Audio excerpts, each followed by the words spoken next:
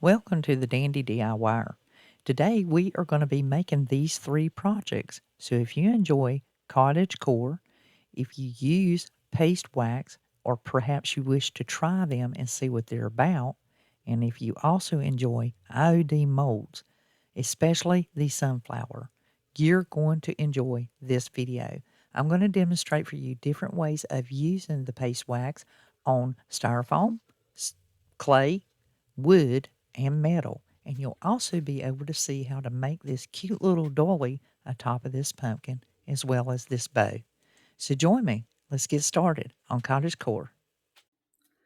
Our DIY is presenting an IOD, the sunflower, along with the air dry clay. We're going to use a Dollar Tree board that presents the pumpkin. And we're going to also be using these waxes that you are going to love. These are the Alchemy, and of course, I'll tell you how I use them, what I'm going to use them on.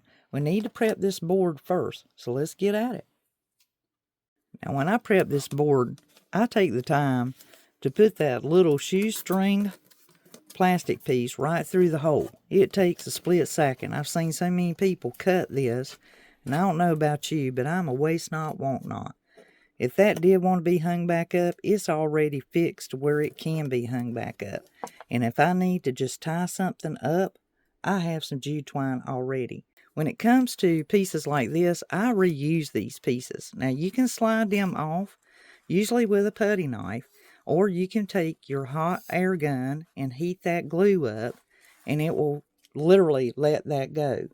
Next, I need to sand and prep this board so that that glitter is not interfering with anything I plan to do. You can also use the back, which is nice and smooth, and basically just look at your Dollar Tree sign and see which way you want the stem to flow. If you want it to flow to the right, or if you'd like it to flow to the left. Most of the time, I prefer mine flowing to the right, so I'll probably use this side, but I will then cover this with craft paper. So I'll go ahead and prep this side of my sign so that when I start crafting, I'll be using this side. And since I'm doing clay, it's going to be risen up. And I need my flat surface in order to successfully get my craft paper on the back. I got my layer of Mod Podge on there. And I'll just place my craft paper right over the top of it and just smooth it out. Make sure everything is up against the edges and lay in where it needs to be. And then once it has sit and dried, I'll press this with my pressing iron. I have put my pressing iron on low heat, and literally if you have any wrinkles whatsoever, they will disappear before your very eyes. Because your Mod Podge is actually a sealer, if it dries before you put your paper on, you can actually lay your paper onto the board and then take this pressing iron and press it on low heat. Just one round usually does it. Nothing more, nothing less. And it just takes a moment. And you'll literally see the wrinkles disappear before your eyes. The pressing iron seals it right to that board without any work involved. Flat as a flitter. Now all you have to do is take your sanding sponge and go around the edges and remove any of the excess. Now with my board prepared, I've already put my business stamp on the back, and I've even put my signature with the year. I have confidence in myself. I hope you guys do too. But I want to show you something new that I have. This is the Tim Holtz Ideology, and these are the collage papers. This particular one is the Nastolgic, sorry, and I have this one as well, the Botanical. But on this particular thing, I like all these insects, bugs, and butterflies, and all the information like labels and so forth. Paper is really, really thin. It's tissue paper. It's printed this certain way. And basically, I'm just going to Mod Podge it on here. The reason why I'm going through the center is because of the width of this particular paper. So I'll cut another piece and I'll put the division of one side and one on the other. And I'm just going to cut where I'm pretty sure that's the full length. And then I'm going to do another piece pretty much the same length so that I can cut it in half. It'd be nice to keep that moth there. The great thing about these is you can cut these out, like you can cut certain pieces out that you would like to use. creatures or designs that's on the paper itself and just use them as they are. So it's really neat little thing that they have. And you can do the 3-pack. I did the 3-pack. They have birds and it's just beautiful. But they come nicely packaged in this cellophane. They'll keep your paper, tissue, collage paper corralled really well. They have these containers with a lid on it that has a handle, so you could literally just hang it up and get it up out of your way. So they're really, really neat. They're compact and they take up very little space. I'll put a link below for these. So working on this, I know that on this piece, I'm going to place it here in the center. And then the other piece, I'm going to capture this butterfly and I'm going to put it on one side. And then I can put this piece on the other side. And you can cut these in parts and pieces. You can do so much with them. They're just really, really neat. You could even do this whole thing in parts and pieces. I'm going to use some of my chalk paint. This is actually the Waverly Night Sky. And the reason why I'm doing that is I think it will help the Mod Podge from not being soaked up into this board and give it some kind of buffer like a primer background. And that'll just take me just a moment to put this on. It'll be a nice background for my Anthology print. The night sky is an awesome color and it looks really, really nice on my board. So now I can go about and start Mod Podging the Anthology sheets on here. And that's just an easy application of putting the Mod Podge down and putting the page on. And just a thin coat is all I'll need. I'll go up this high and stop. I don't want to go any further.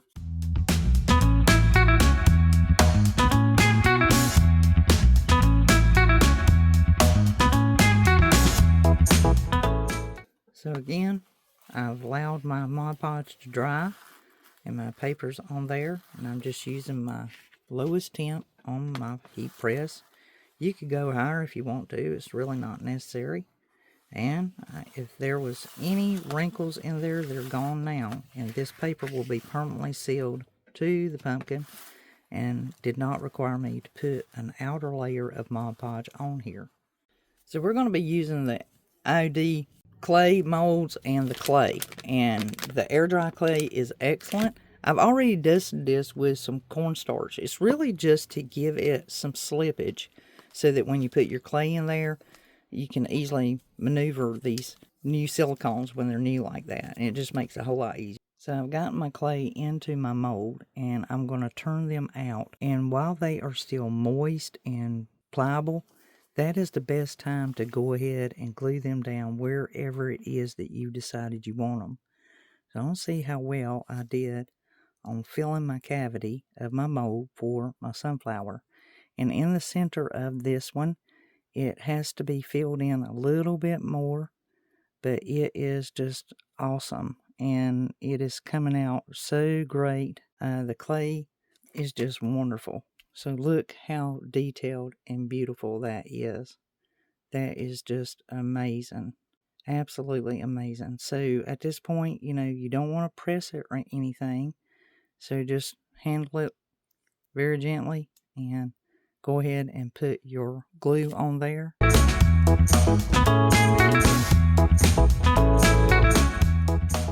Bring it out to the edges and try not to mess them up. Just kind of let it lay there while you work. Okay, that looks pretty good. And you just gently go about it, and I'll do the others and get them placed and show it to you. Now, I've placed all of my sunflowers where I wanted them on my pumpkin, and they are glued into place.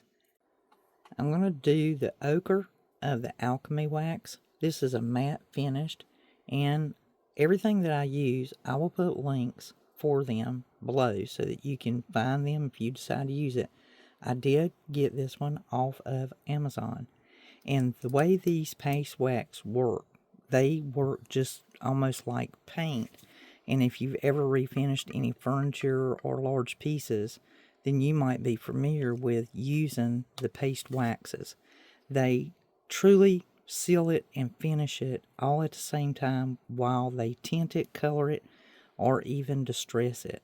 There are different things that it does. It gives it texture and depth without actually using anything that texturizes. And it's just unique. When you apply them, you want like a stiff brush. Like this is a stiff brush.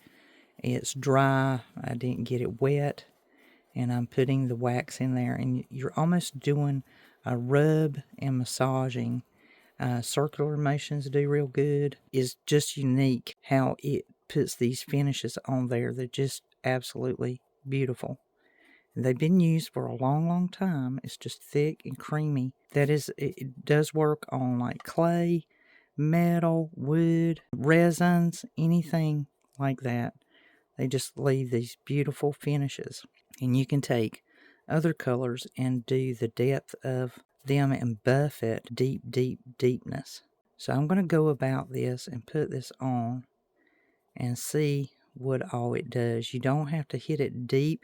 You can actually paint your piece and then go back over it with these waxes if you so desire. Hit in certain places. I wanted to show you my progress with the ochre, and I'm hitting the deep areas. I went around the outside and just letting you see the depths of it. And so I've done part of this over here, and I will work at it, and it is a work in progress for me to decide which way I want to go. I had an idea, and now I'm experimenting with the colors. You could also mix these wax pastes together to form different colors, and there are ways and additives that you can place on this to make it almost like a paint. But as you can see, the very small spot that I had originally has covered all of this and this. So that is really how small an amount it takes to get color from it. Another thing I wanted to share with you is, say you want to thin down this. Now, most of them are going to tell you turpentine, mineral spirits, or paint thinner. And with this Finnabar, the Alchemy, I am taking my instinct and I'm going to use the clear wax that we get from Waverly. Now, this truly is the clear wax. That way I can get further spread, thin it out a little bit, and get some of the depth in this clay colored. And thus far, it has been great. Just a very small amount mixed in with that paste wax. And so this one is water soluble, water based. And these are generally easily cleaned up. Now, if these get dry and hardened, that's the only way you can remove them. But I'm going to trust my instincts and what I know about water based. And I'm going to trust it and use it. And thus far, this is what I'm getting. And I'm pleased with that. And it doesn't change it too awful much. I haven't, you can tell this is thicker and deeper as I go about, but that's understandable because that's generally what you are doing when you add any kind of solvent to it, is you're thinning it out or you're removing it. And since I am just trying to get more spread on the clay itself and cover all of the piece and get it deeper, because the paste wax, well, they're thick and they're made for doing dimensional or touching in places and putting depth into a piece. And the colors of them are fantastic, and the thickness, it just really puts that finish on the clay, and it's just easily done. You can also buff these waxes after they dry, and it will put like a sheen. You can tell the smoothness of it, just like any kind of wax that you use, whether it be just regular furniture wax.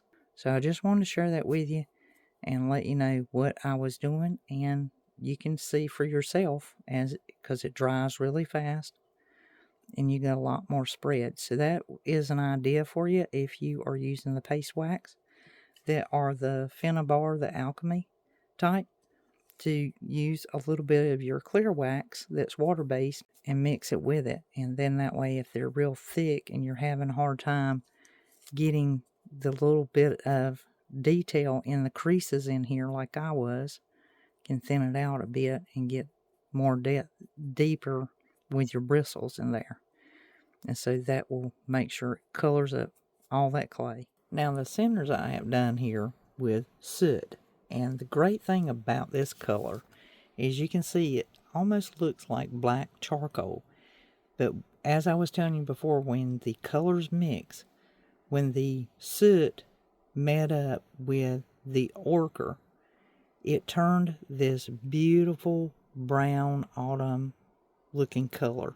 I don't know how to describe it, but it is absolutely gorgeous. Looks just like what a sunflower would look like as it begins drying and surrounding out the seed. So right there in the center of the head, you can see that those colors look great. And I've thinned it down and put it up here, and then I'll go back and hit with a different color. But just so the black per se center comes out more. And also the way that you brush, if you brush inward or outward, that is buffing it at the same time as you're applying the wax, and so you get these nice cascade of colors. Just a FYI. So I'll begin working on the other aspects of it, and I have this sepia that I want to use, and I'll probably use it on these outer petals and see how it reacts and what it does. Now, I wanted to show off this color. This is the sepia that I spoke to you about, and this is my favorite. This one is the ash gray. I absolutely love it. It has a blue color to it, even though it's ash gray. Ash gray commonly does have a blue into it, like the uniforms on the soldiers during the Confederate War. They were ash gray, and you can see how beautiful they are. I can take and just rub across the leaves, just let the brush hit wherever, and you can see that depth in there. The difference between this one and this one, just by looking. I also just went like this on this one, and this is the color I get. The sepia in its full form is this color, this deeper brown you see, and then if you thin it out, you get this golden color on the leaf.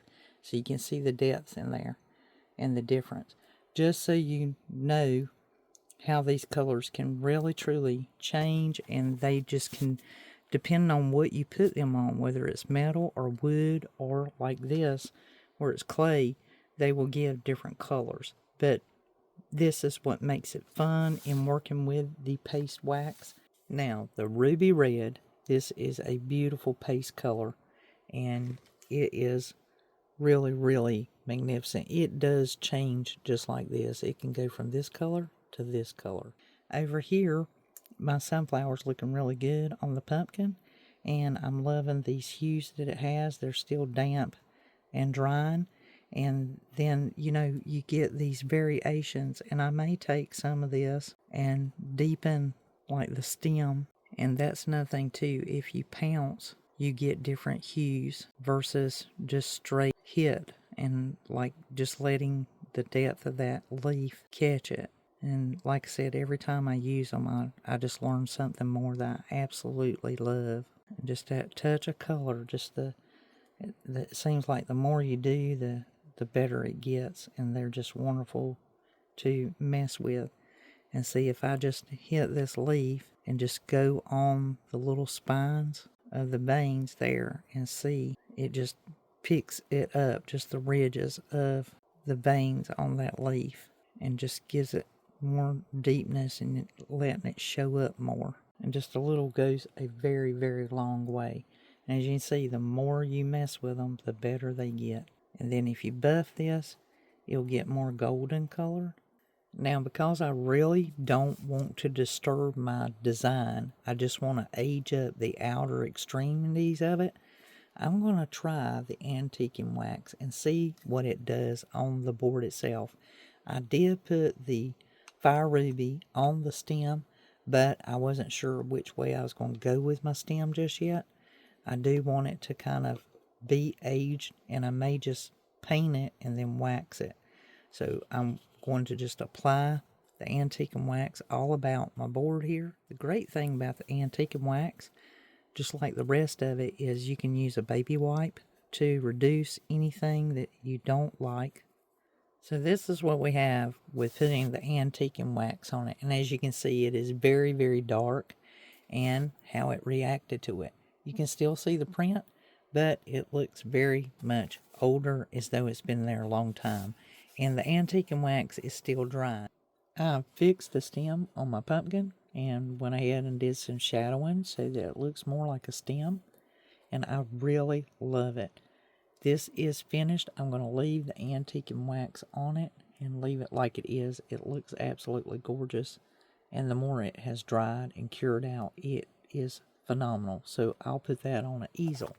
I'm going to take my tin pail that I have here. This is one of the tall pails from Dollar Tree, and I'm going to use my multi-surface patine to put on to this. I'm going to paint this tin, and then I'm going to also put sunflowers on it. So I just wanted to share with you that the multi-surface will work great on this pail. Now I have my vase painted, or my tin pail, and I'm only doing the smaller of the sunflower, the leaf and all, but I wanted to show you that how I position it on here so it really looks good. Now with this one, there are some places that are thin and it did not get enough clay. My own fault. Just a learning process whenever you're working with your clay. When this dries, it draws up. That's the thing to bear in mind if you get your clay too thin in the mold. That's why they want that cavity completely filled. Your clay is going to dry and draw up on your pieces, and you might have cracks and so forth. And the only way to ensure that is to make sure you fill that cavity completely. So that is the flower, and as you see, it's opening.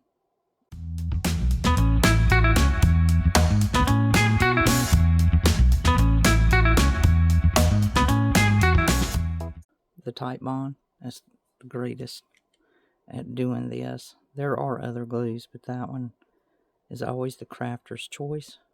And the Type Bond just will stick it to anything. This is metal. I've done metal buckets, and you know it's going to hook to wood.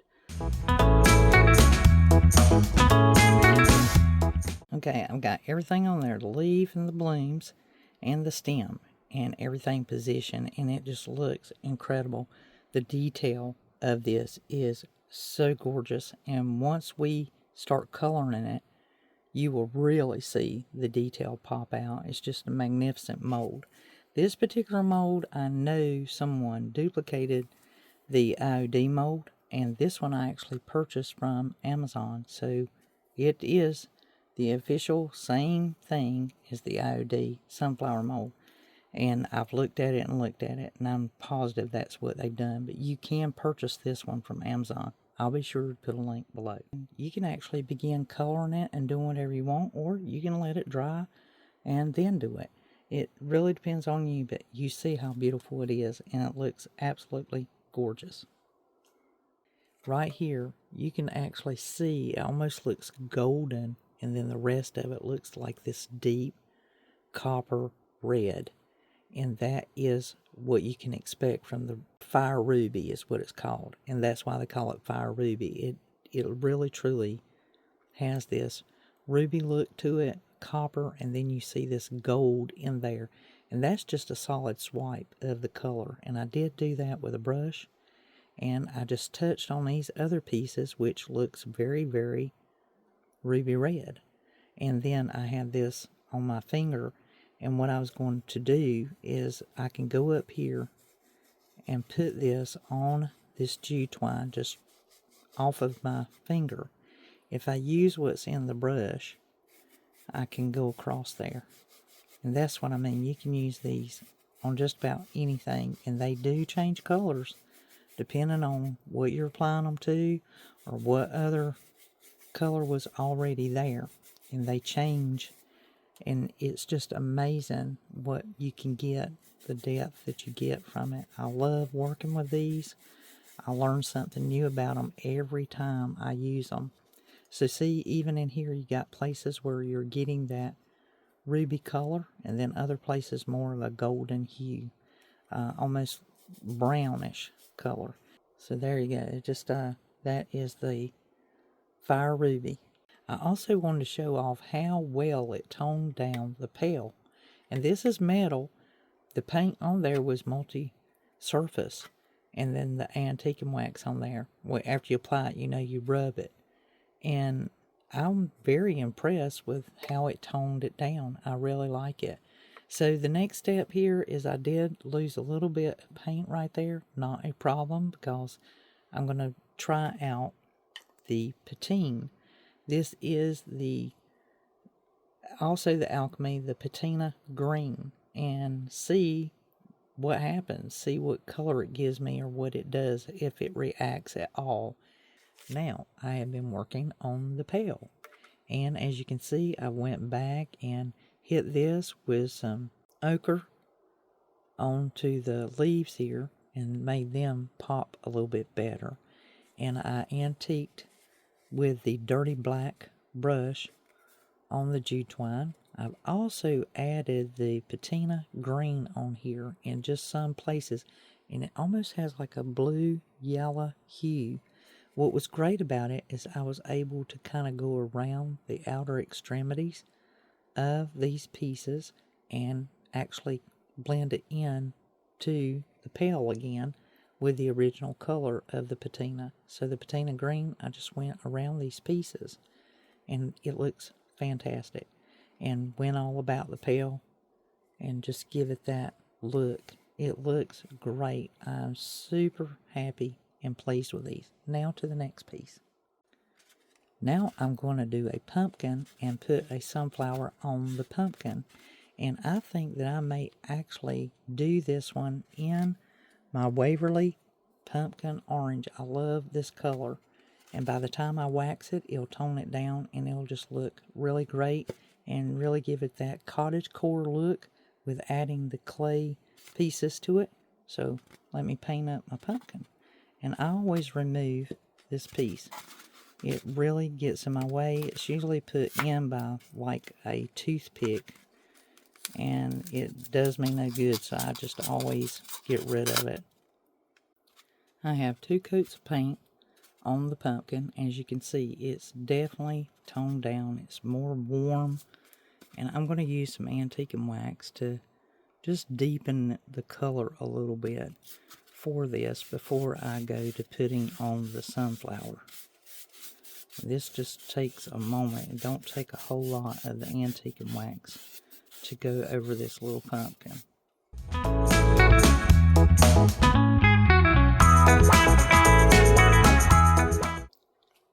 Now I've got my sunflower into the mold, and I've done a leaf. I'm going to put a leaf on each side. And what I'm going to do with this sunflower is I'm actually going to cut it in half and put 1/2 on one side, 1/2 on the other.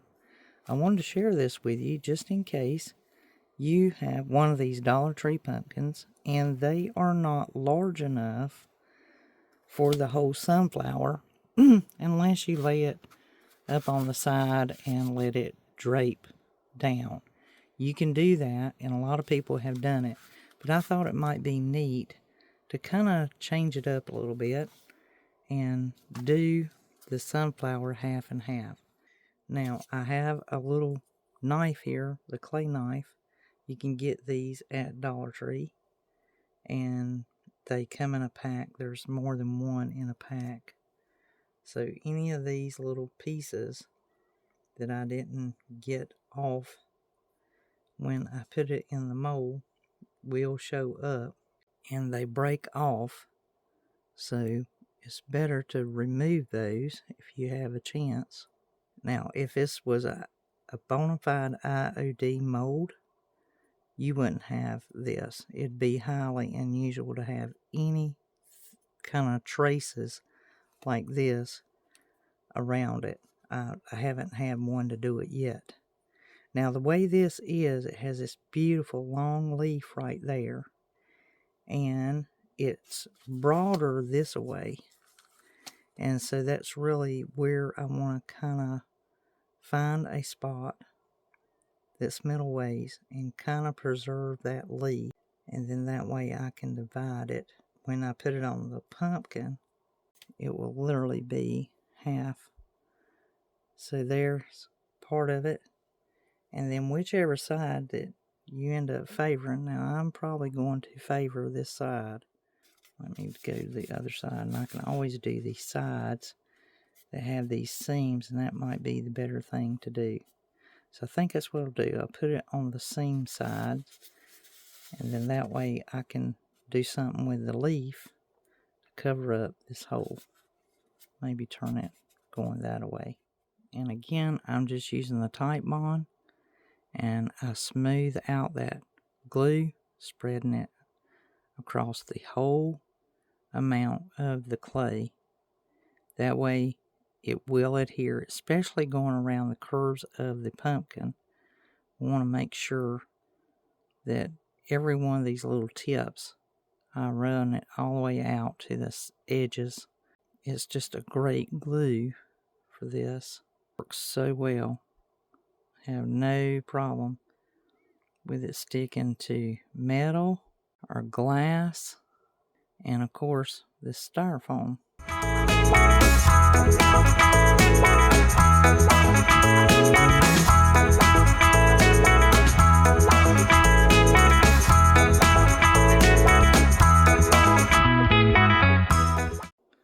Now I want you to look at how fantastic this looks.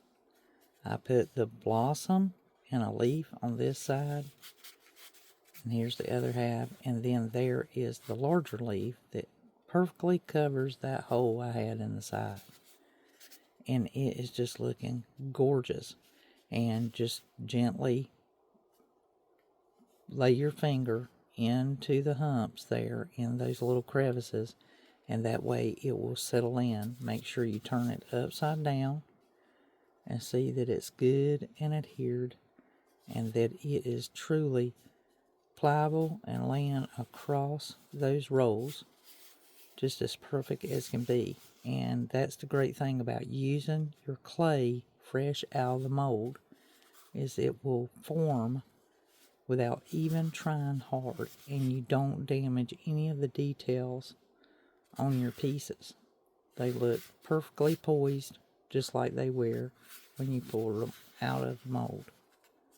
So now I'm going to do the centers first with the soot, and then that way if I do any different coloring on this area, it won't disturb this. So I'm definitely going to do the soot in the center first.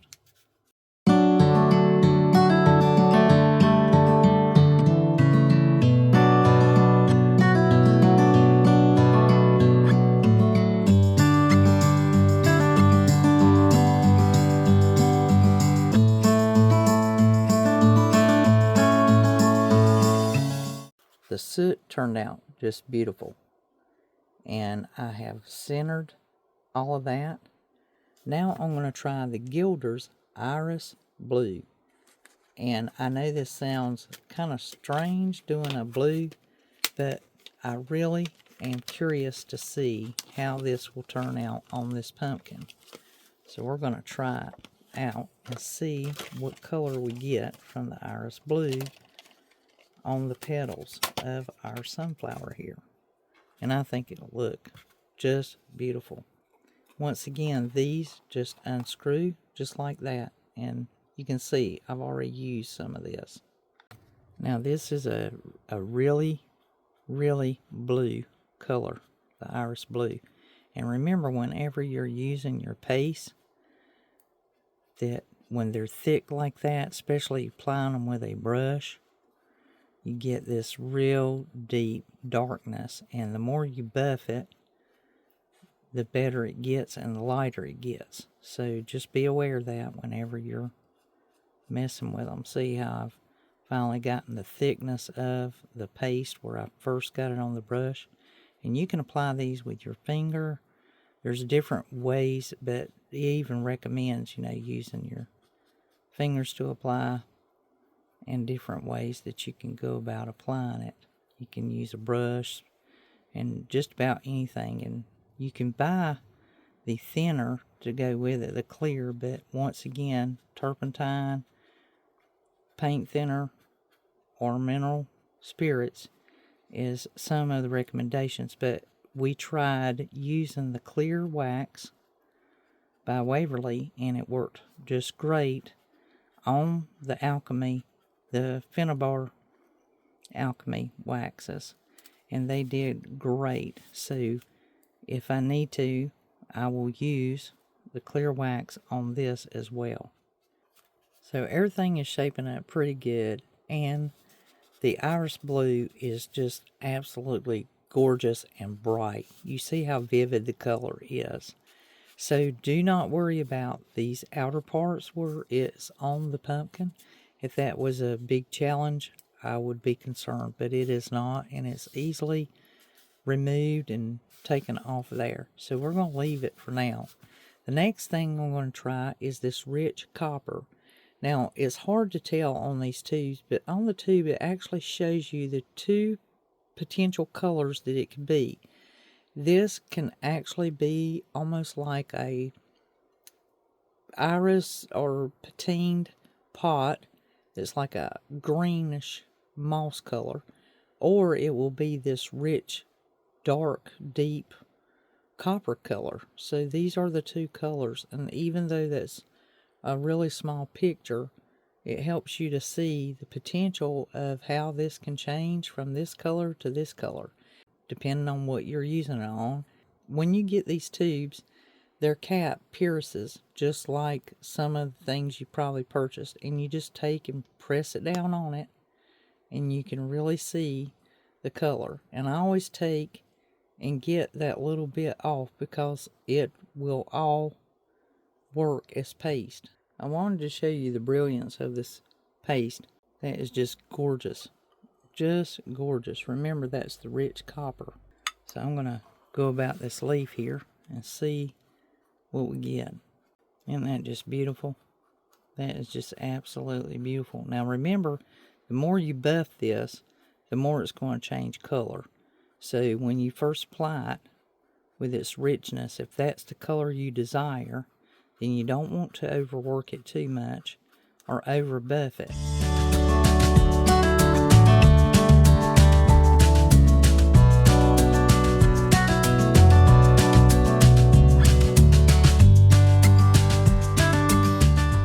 But you see how quickly we applied that, and you see how if you keep buffing it, it will change colors. So thus far, I went over the leaf, and I went over this lower part of these leaves coming up over the blossom, like dried leaf would be. And you still have those tones of copper laying in the veins, and it's just beautiful. So the more you buff it, the more you get this contrast of almost like a gold going, and that nice color that it changes. It's just amazing. I love working with these waxes, and I know you will too. Now, the other thing I did is I came up here and I went along this edge, and as you can see, it turns that greenish gold color I was telling you about. I call it a green gold, but it's like a green patine copper, the way that copper would do, and you still have that copper color laying in there. And I went over the black just a tad, but then I went down here and started coming across the petals, and now I'm going back that it's dried a little bit and buffing it. As you can see, it changes that color again to that green gold color or patine copper color, and that buffing with this dry brush, and that's what you get. It's just incredible to work with them, and you really get surprised every time you use them what you're going to get. And so if you want that more of that patine color, you just keep buffing over it, and you'll see that change come about. So you can just see how marvelous. Now, I want to somehow deepen or make the pumpkin color blend in better with all this, with the clay and the paste. I have this Firebird here, and as you can see, it has this beautiful orange color, and it can also go blue. I know that sounds crazy, but it really can. So this is the color coming out of the tube, and we're going to give it a try. Now right here is just an idea. You can kind of see this shimmer shine. So this is the Firebird. And I'm really not worried about the top because that will be covered. But since I'm doing this anyway, and I want to kind of go close in here where I've already gotten some of the other color, and just go about this area. And I want to be careful because I don't want to disturb anything I've already got going. But I really love that this is going to help blend in the colors that are already here that are on the clay. And then this way you'll look more robust and really, really set in. So I think I'm going to really like the Firebird. It is the orange per se, but in a glimmering type of way that gives it that age look and that uniqueness that these pastes do. And I'm just really, truly enjoying working with them. So let me go on about the pumpkin here and see how it starts turning out. So let me show you how dynamic this thing looks. Isn't that beautiful? It is just absolutely gorgeous. And as you can see, the Firebird is a beautiful color. It is in the same range with the orange pumpkin, and it really enhanced it. I've used a little bit on the sunflowers as well as the veins in the leaves, and then this way it all is cohesive with each other and looks and matches really, really well. And each side that you look at, it really truly is just a masterpiece of its own. So it's quite unique what you can do with these paste waxes and how you can really truly color something up and make it actually look like metal. It looks heavy and solid and just like it's something that's been manufactured. It's quite amazing, and you can become your own little artist and be very creative with these pieces. So the next thing we're going to do is something about the top here, and I think I have a great idea that I know you're going to like. So what I have in mind is I have part of my Chanel blanket that I obtained, and this one, you know, needs to be used. The fabric had gotten rusted, so I want to put that atop of my pumpkin and decorate it out. So I am going to show you this new tool. This is a Widen Seams marking tool. I use this in quilting, but it's also great for this as well because you can widen your margin. And I will put a link for these. They cost less than $2. You get 4 sizes. You got 1/4, 1/2 inch, 3/4, and 1 inch. So if you need to widen that seam, for example, this tape roll here is hitting the very top of the pumpkin, and I want the fabric to drape over no more than that 1 inch width. So I can take this tape because I know that's the whole top of mine, and I want a 1 inch difference, and I can take the 1 inch marker here and lay it out here beside of it. Then there is a small hole here that an ink pen can fit through, and possibly a pencil. On this rigid fabric, that's not going to be workable, so I'm going to have to use like an ink pen. And you basically put your pen through the hole and let this marker go around the outer perimeter, and as it does, without catching it, it's going to leave a mark for you, and then you can just cut it out. And so you want to try to hold to it, make sure it doesn't go anywhere, just so you can see how quick you can add that inch out there. And voila, now I have my 1 inch.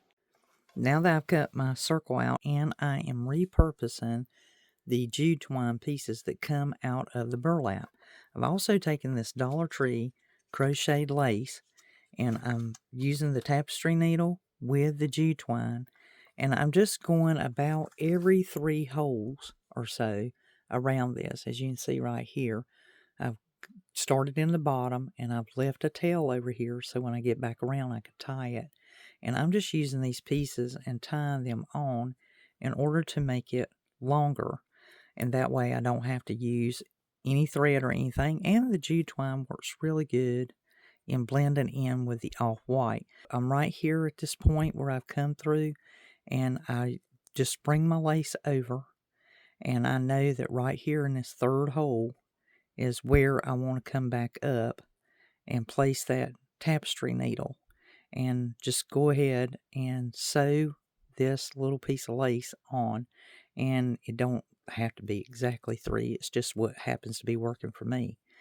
And catching that, and I'll go around to the other side, and it's just real simple to do this because I can get this trimmed out really fast and be done, and that way it kind of makes it blend. It's just a way to help it blend in here, and that way I can go ahead and get my per se homemade dolly onto my pumpkin. So now I've gotten that crochet edging put all around it, and I'm going to cut off all of my little jute twine pieces. And the neat thing about this is definitely handmade, and I just clipped it when I ended it there. So this piece will go on top of the pumpkin. I've also selected one of my cutoffs from the entertainment center stand and this leg, and that'll be the top. I want to add some other things here, but just to give you a general idea of how that's going to finish off that top there. And if I had a lacy dolly, I would definitely use a lacy dolly on this. It would look really, really great. But I think that that's going to work just fine because the thin crochet on this actually made that lip fold over the edge. So it turned out even better than what I thought it would. And I think this is going to work out just perfectly. So now it has kind of a little bonnet hat. That's what it looks like. I'm simply going to place some glue in the center here, and that will button down my little homemade dolly that I've created from my Chanel bedspread and that little bit of crocheted. And of course now I can put my little cutoff into the center, catches on that fabric, and it's a done deal.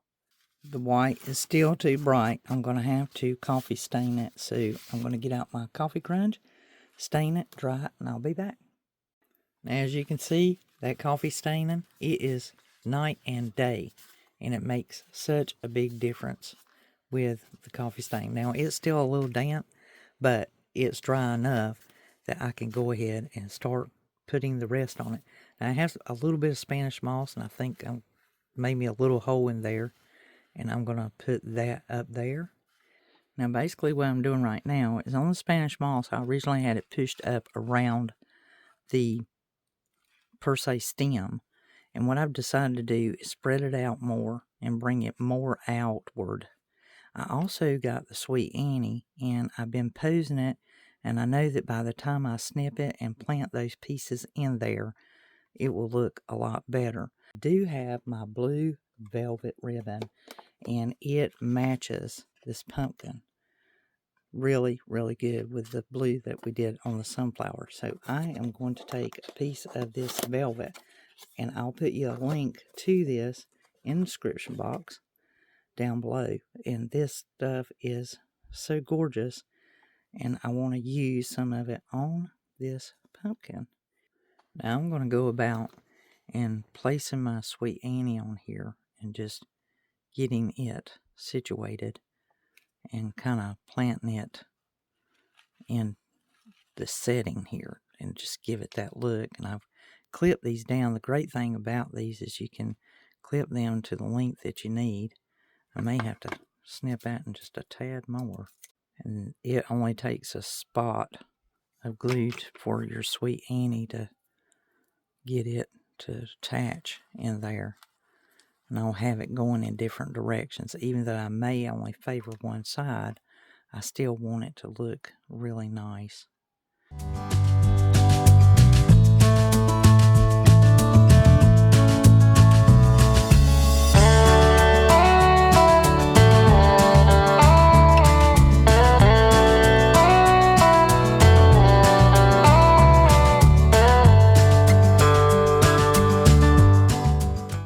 This bow maker for ribbon, I'm going to show it off to you. I have shown this before, and it's so neat. It's real easy to use.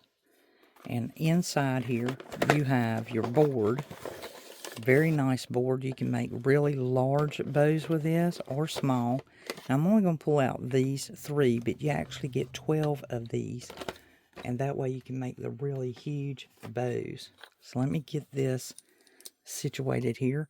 I've used 3 if I've got a spool that I'm pulling off of, but I do keep all. So to decide on how wide I want my bow, I can generally measure it. Now each one of these are going to identify with 1 inch each. So in other words, this would be a 2-inch bow, the width of it. Now what's really, really neat about this board, and I have my pumpkin, and I know that 2 inches is going to be about the width of the bow that I am desiring. So you're going to take your ribbon, and you're going to love this. This is just wonderful, and this is very economical bow maker. You've got your ribbon, you bring it around. You need to decide the length of the tail that you want. So if you've held it against your piece and you've decided how long you want your tail, that's the length of your tail, you know pretty much I put my thumb there because I know that's where I want the length of my tail. I've got plenty length here. I know that if I hit the end of that board, that's more than enough by the time I use that. So I'm going to draw it up a little bit about where I want my tails, because when it ties, that's going to take up the difference. Here, I'm going to cross that over. Remember, this is your anchor tail. Now, the one in your right hand is going to be your anchor. The one in your left is going to be your working. We've crisscrossed those, and we're going to go under it. We're going to push the ribbon out to the back side. We're going to hold this anchor. We don't want it to go anywhere. We want to keep it taut. We're going to bring our ribbon up and over. We're going to make that number 4, and then we're going to go across our anchor tail up through the opening. And when you pull it, your anchor tail, you want to pull your anchor tail, and you want to pull it up and over to the right. So you can go up and over. See how I just turned that up and over. And then you can shift that knot if you need to move it, slide it, and house it down. Now you have your tails coming out the back. You can now slide your ribbon off when you roll it over, of course. There's your back, here's your front. And you have your bow made. And what was before in the right side is now on the left side, and vice versa. What was on the left side is now on the right side. And if that suits you, it's the right size that you want, snip the tail and attach it to your piece. So definitely check out this bow maker. I will be putting a link in the description box for you, and you can easily find it. And this is very affordable, budget friendly, and just an easy way to give you an extra pair of hands when you're doing all of your DIY crafting and making your ribbon bows. And here we have our nice little finished ribbon bow that we can attach to our pumpkin. The most perfect place right here on the side, just where I anticipated. And I will not put but a spot of glue. This might be something that can be easily changed out in the future if it doesn't suit it any longer, or if someone would like to purchase versus making it, then they'll be able to tell me if they prefer this bow or if they would rather it not be on there, and I can easily take it off. If you'd like to purchase versus making, check the website right here on the screen. How does that look? Isn't that just darling? I think that her pumpkin turned out absolutely gorgeous. Just a nice, nice piece. And it is truly, truly attractive, and the velvet ribbon bow is just excellent for it. So that concludes our 3 pieces that we did using the sunflower clay mold and using the wax paste. And now you can see how many different ways you can make some of your beautiful decor and very attractive fall pieces this year, and utilizing some pieces that we haven't used in the past, and definitely benefit from using stuff like velvet ribbon. You can make that from any of your scrap fabric, and of course utilize your clay and use your molds and use it for more than just putting on to others pieces that are ceramic. You can actually make you some decorative pieces too.